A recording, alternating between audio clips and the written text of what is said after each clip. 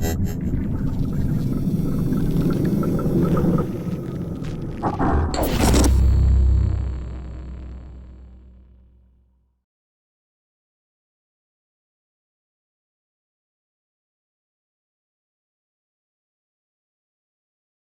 everybody. Welcome back to Southampton Vampire by Night.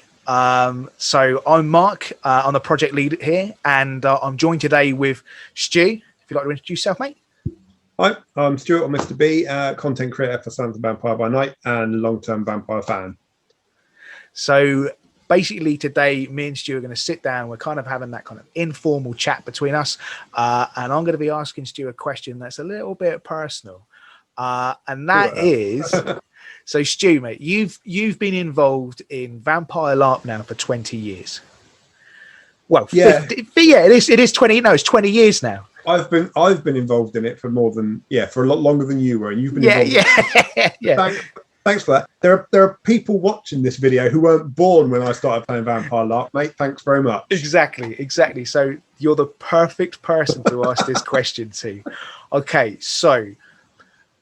And it's a tricky one, and I apologize for it. But okay, so Vampire LARP, when you started playing it, how has it changed over the years? And what is your aspirations for how it's going to change in the future? So what is it that you want to see the next iteration of Vampire LARP to be? Post-COVID, we're all getting back into LARP.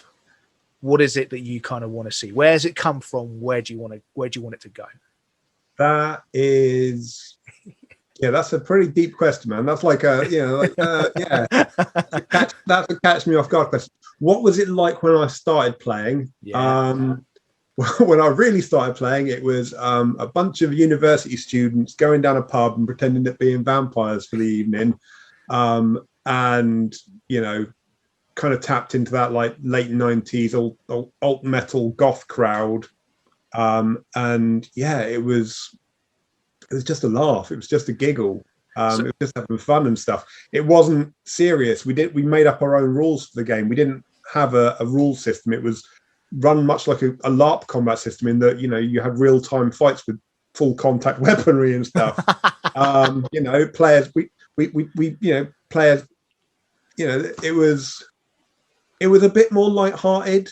And I think as the game developed and things changed, and we became part of UK Masquerade, or UKM, which had a number of different games running across the UK, and Southampton became part of that. We became a bit more uniform. We started using a variant of the Mind's Eye Theatre rule system. Right. Games were a bit more, not regimented, but games were more regular, and we suddenly had an impact on what was happening in other games, because we'd gone from just being mates down the pub running the game for ourselves, where I or someone else would create the story and we'd run through it with the players and we'd have fun, and week to week the game would develop and there'd be a kind of a plot line, but it only affected us and our game. We moved to UKM, and therefore the game became a bit more national. Right. There was a national game that happened once a year where all the domains kind of got together for a weekender. Informally, it became the Weekender, the Vampire Weekender. But stuff that happened in your game in Southampton or my game in Southampton could have a knock-on effect to the game that happened in Portsmouth or the game that was happening in London. And players could visit one domain to another, and they could see that impact, and you could build alliances and something. So the game developed from being very niche, just us and our local game, to being national, where we had other games running that we were part of. Where would I like to see it going? Realistically, I'd like, if we're with the game we're planning, with the vision you have for the game, I'd like to be able to see the game have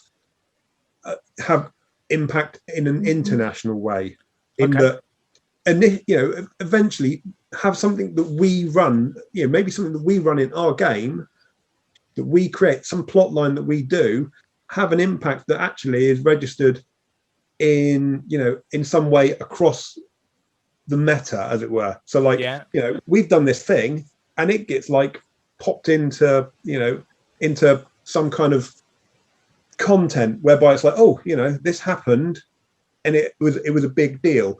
Whereas, all the games we've run previously, whilst they were within the Vampire the Masquerade universe, they were our versions of it, so they were subtly different. We had our own NPCs. Some of them were NPCs that existed within the existing Vampire the Masquerade, like Mithras, Prince of London was a historic figure. He existed, but some of the Justicars were our own creations.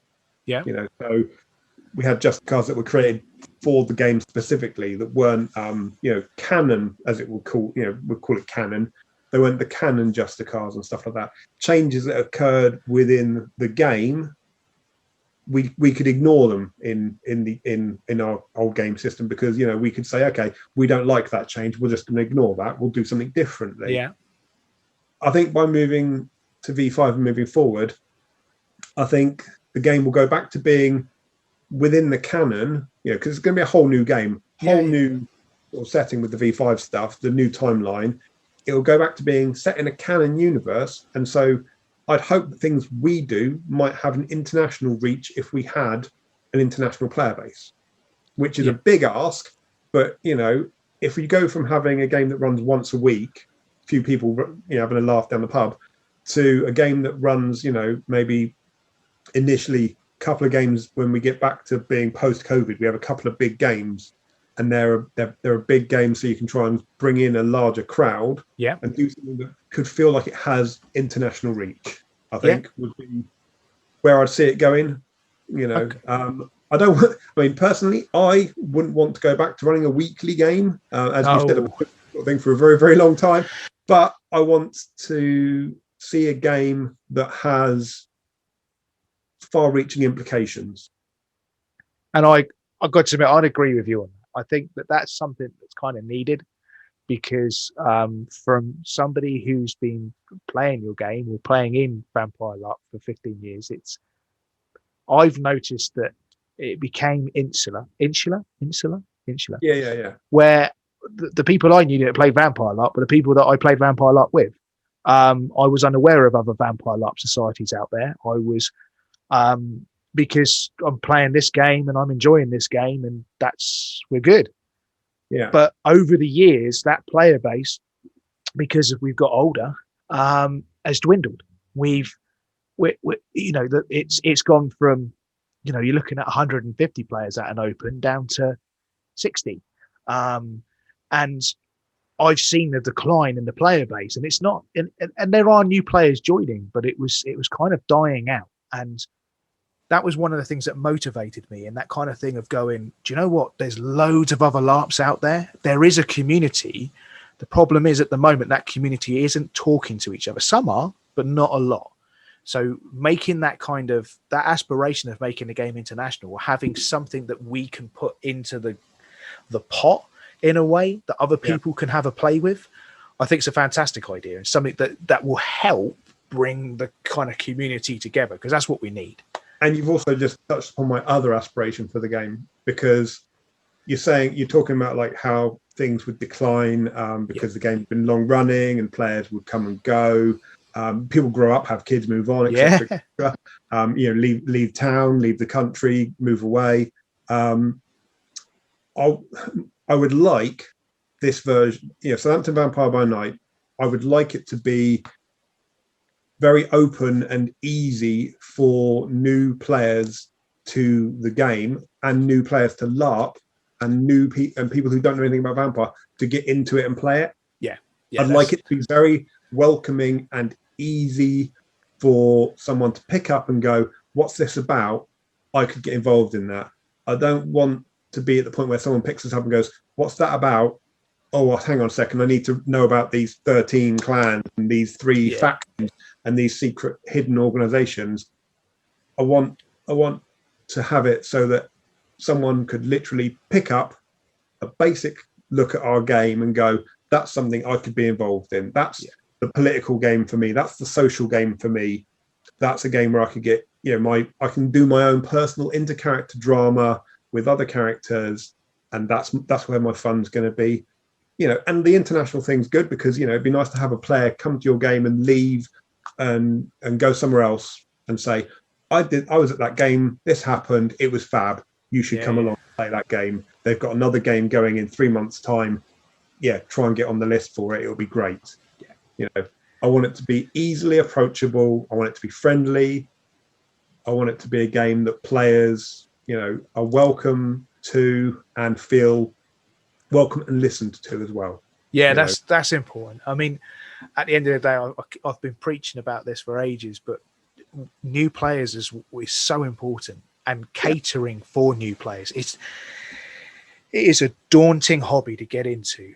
Looking at whenever you look at LARP from the outside looking in, unless you have a friend that's playing it that can describe it to you and introduce you and bring you to a game and help you out, it's a really daunting thing, because you're going from maybe sitting at a table with a group of friends, all possibly strangers, and having conversations, to having to walk into a whole room of random people, stay in character, know the rules, etc., and it's mind-blowing. So anything that we can do as a LARP organizer to make that first game, that first experience, as easy as possible for a new player, the better, because LARP is an amazing hobby. Vampire LARP is an incredibly good hobby because it allows you to really get your teeth or your fangs into that social political, to dive into. You are playing a monster, and how you deal with that is down to you as your character, but also you're in a court with other monsters. Nobody here is going to be your friend at the end of the day. There may be people that will ally with you and work closely with you and be friendly towards you, but at the end of the day, they're talking about their unlife, and if it's a choice between them and you, that's a choice that sometimes, can lead to friendships breaking. And I love that. One of the things you mentioned there that's really important for this, aspirations wise, is using examples from other LARPs I've been to. When a new player comes to a LARP, if they have a bad event, it's rare they're going to come back. They might have a bad experience and they're like, no, that's not for me. If a new player comes to a LARP and they come in and they have a good experience, say they've been introduced it by some friends, and they come in and they have a good time and they have fun, then they might go away and say to their friends, oh yeah, I did this thing at the weekend, it was great, you should come along next time with me. And they might bring that person along who might, it's the domino effect. You want people to go away from your game thinking, I should take some of my friends to play that game and bring their friends with them the next time they come back. Yeah. You don't want people going away going, I couldn't get my head into that, I don't know how that worked. I felt kind of lost, because, they may not come back. You want them to be welcomed, to feel like they were part of the game integrally, and feel comfortable in saying, I want my other friends to enjoy this as well. Bring other people back into it. That's how it works in other LARPs I've played, where new players who enjoy themselves bring other new players to the game again. So basically, then rounding this up, aspirations are focus on new players and to try and add an international element for the game. Be it through NPCs that become part of the canon, to story arcs, to ways for players from around the world to get involved in the LARP. Yeah. About right? Yeah. Cool. Yeah. Now, international aspects of impact and new player-friendly focus. Yeah. Player focus, players first. Make sure the players are happy, they're happy playing the game, and that they want to come back again. Awesome. So I'm going to turn this question around to the audience here, everybody who's watching. In the comments below, what are your aspirations for Vampire LARP post-COVID? So I suspect some of you out there are new to this and are looking to get involved in it. And I suspect some of you out there are veterans of playing this for years. So both of your answers, or both sides of this story, are going to be needed. You know what I mean? This is the kind of answers we're looking for, because if you're new to it, what is it that's going to get you hooked? What's going to get you involved? And if you're old, what do you think is going to be to help keep this hobby alive? So put your answers in the comments below.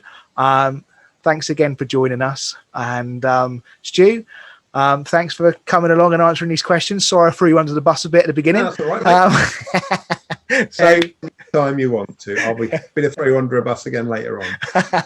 So thanks for making me feel really old. He is really old. Right, so although I look older than him, which is really sucky. So it's going to cover that bit up. There we go. Look at that. I'm young again. Cool. Right. So with that, thanks everybody for joining us, and we'll see you all again soon. Bye. Cheers.